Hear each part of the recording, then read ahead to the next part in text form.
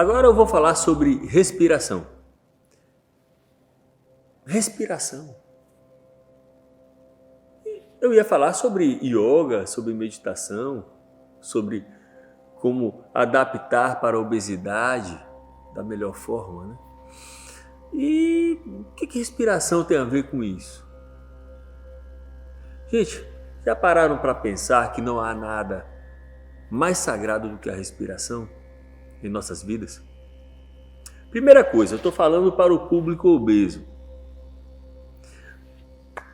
O alimento sólido é o que menos precisamos, por incrível que pareça. A água, que é o alimento líquido, nós precisamos muito mais do que o sólido. Sendo que 75% do nosso corpo é de água. Por coincidência, talvez não seja coincidência, hein? É a mesma quantidade do planeta Terra. 75% de água no planeta Terra. Então, a respiração. Quanto tempo a gente pode ficar sem respirar? Se compararmos, quanto tempo que podemos ficar sem comer um sólido ou beber um líquido? Quando nós nascemos, nós fazemos um processo de inspiração muito potente. Quando nós morremos, de expiração. E a inspiração e a expiração acontece em nossas vidas constantemente. Tá, mas o que é que isso tem a ver com o propósito do nosso bate-papo? Tudo a ver. O tipo de respiração que o ser humano usufrui, respiração aeróbia, é uma respiração com oxigênio. Nós precisamos de quantidades suficientes, inclusive, de oxigênio para continuarmos vivos. Mas nós precisamos de uma quantidade importante para continuarmos com qualidade de vida. Quando a respiração ela não vai bem no dia a dia, por diversos processos, família, trabalho, engarrafamento, estou com pressa, estou atrasado, cobranças no trabalho, cobranças na família, essas coisas que a gente conhece, né? As emoções e a respiração, elas trabalham juntas, pessoal. Então, a nossa fisiologia trabalha desse jeito. Por isso é importante que a nossa respiração seja consciente, pelo menos na maior parte do dia. Vocês já pensaram o que a respiração curta pode causar? Ou seja, eu puxo pouco ar, retiro pouco ar. Poxa, de repente vocês nunca pensaram nisso, né? Então, o que acontece nesse momento? Os níveis de hormônios estressantes, né, do cortisol, adrenalina e outros hormônios que estressam vão aumentando. Consequentemente, as emoções vão ficando cada vez mais perturbadas.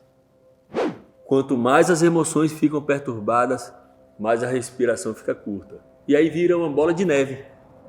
Então, qual seria a principal forma de se respirar?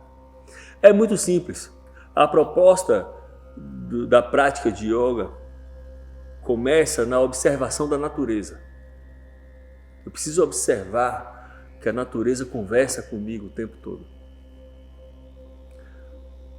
Provavelmente, o ser humano conversa pouquíssimo com ela. Parece que o idioma não bate bem. Então, como seria essa respiração? O que é que ela quer dizer para mim? Fácil, gente. Simples.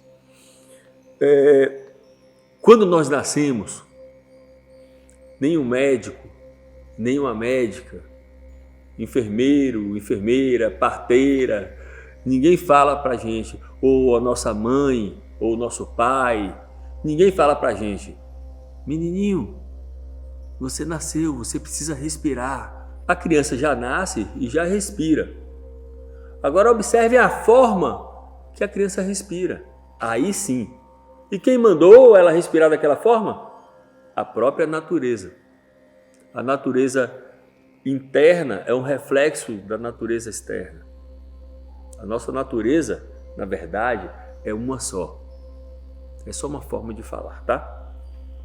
E a criança respira usando o abdômen, usando o diafragma, que vai alongando cada vez mais, as costelas, que formam como se fosse um fole, uma sanfona.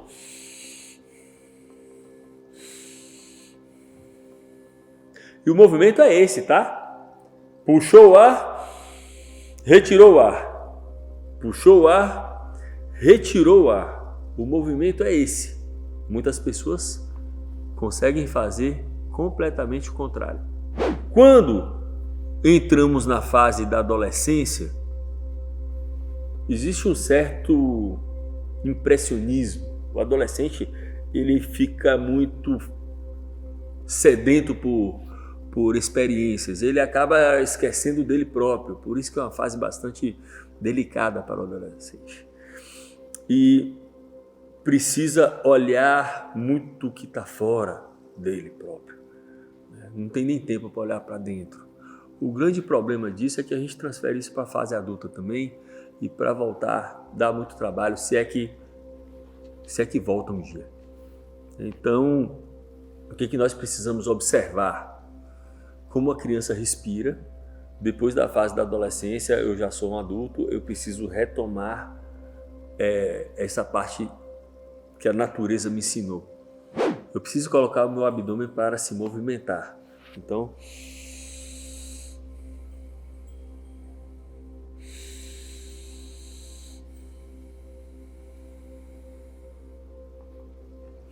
quanto mais estressado eu estou, isso aqui vai bloqueando. Eu fecho essas possibilidades. Olha que interessante. Aqui eu consigo absorver um pouco mais de 70% da minha capacidade. Um pouco mais de 70% da minha capacidade. Se eu travo isso aqui, eu vou gerar um respirar artificial que vai subir. E se eu respirar aqui, meros 20%. Mas ainda existe a possibilidade de eu subir aqui. Meros 10%. Quanto mais eu subo, mais estresse, mais emoções perturbadoras. Então eu preciso tentar manter ela aqui e usar aqui como acréscimo, inclusive. Que podemos usar aqui também como uma respiração consciente. Podemos usar isso aqui como uma respiração consciente. Também, não somente aqui, ok? E aí você pode me perguntar, sim, mas professor, eu posso usar a minha respiração para remediar os meus problemas de ansiedade, estresse, as emoções? Pode sim, mas gente, é muito mais difícil fazer isso. Ninguém raciocina direito quando está abalado emocionalmente, não consegue, tá? Então é bom que a gente faça como prevenção para que no dia que algum sofrimento inevitável chegue, ou alguns evitáveis, mas que a gente paga para ver, quando chegar, aí eu já chego em um nível diferente, em um grau diferente. E aí eu consigo administrar melhor isso. E será que é fácil fazer essa respiração consciente? Nem sempre. Aliás, na maioria das vezes, não é fácil. A pessoa, muitas vezes, ela nem pensou em algum momento que precisasse controlar a entrada e a saída do ar. Porque é uma coisa involuntária, porque senão estaríamos vivos. e pode ser voluntária também, que aí eu colocando qualidade na minha respiração, eu também coloco qualidade na minha vida. Porém, não aprendi dessa forma. Os meus professores não me ensinaram isso. Os meus pais também não me ensinaram isso. E vamos respirando errado durante muitos anos e de repente a pessoa está condicionada a um tipo de respiração. Como desfazer esse condicionamento? É necessário paciência, dedicação, mas o que se ganha com isso vale a pena. A respiração, ela precisa ser longa. Puxando o ar de forma longa, retirando o ar de forma longa.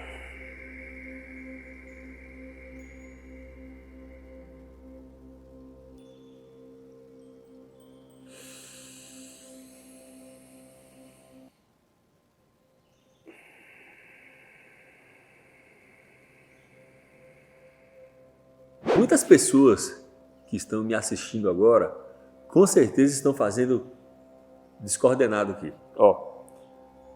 Primeiro precisamos lembrar disso aqui. Umbigo como ponto referencial, depois o plexo solar.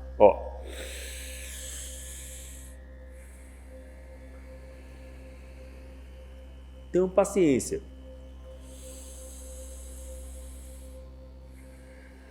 Se vocês tiverem dificuldades, deitem com o abdômen para cima, existe uma entrega maior.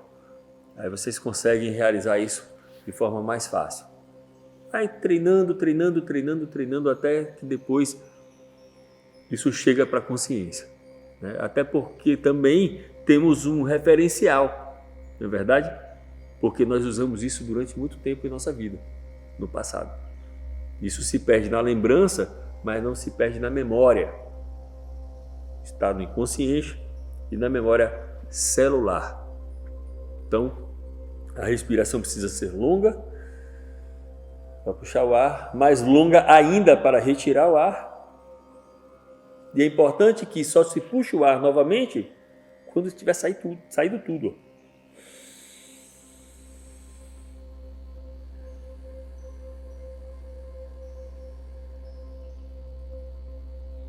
E é importante que só se puxe o ar novamente depois que tiver saído tudo.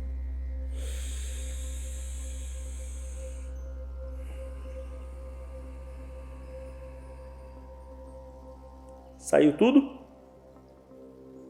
Puxe novamente.